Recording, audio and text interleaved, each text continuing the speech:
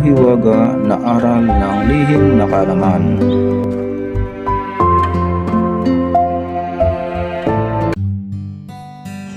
Mga kapatid, muli po natin basahin ang mga talatang ito para po sa ating pananalig sa ating Panginoong Diyos. Maraming salamat po.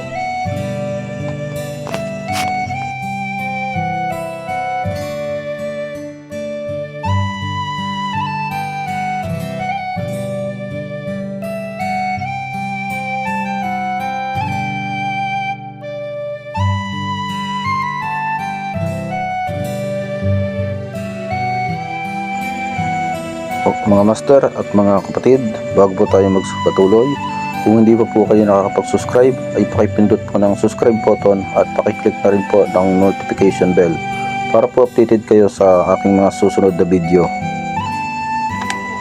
Magandang araw muli sa inyo mga kapatid. Muli naman po tayo magbabahagi ng kaunting kaalaman sa araw pong ito. Mga kapatid, ang ibabahagi ko sa inyo ay orasyon sa walang pagod sa paglalakad.